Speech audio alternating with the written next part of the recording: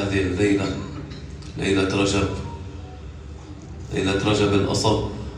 مرحبا بالشباب الذين توافدوا إلى المسجد يبتغون رحمة الله، يبتغون نفحة من نفحات الله. مرحبا بالشباب الذين جاءوا يلتمسون ليلة مباركة فيها عطايا من الله عظيمة، فيها نفحات جسيمة، فيها خيرات مقيمة. في هذه الليلة ليلة يستجاب فيها الدعاء، فأكثروا فيها من الدعاء والإقبال على الله تعالى.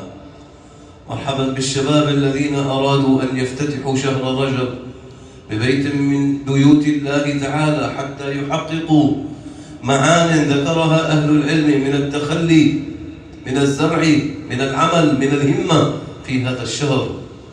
يا مرحبا بكم، ولست من يرحب، فالذي دعاكم هو الله، والذي دعاكم هو حبيبه رسول الله صلى الله عليه وسلم. أنتم لم تلبوا دعوته، بوست حطيناه وجيتوا، لا أنتم الله عز وجل دعاكم لبيته، ربي ميزكم لتأتوا إلى بيته، ربي يريدكم في مثل هذه الساعة أن تكونوا في هذه الجلسة المباركة، في هذه النفحة العظيمة، في هذه العطية الكريمة.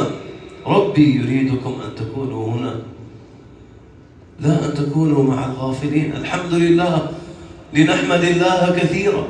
الله الله.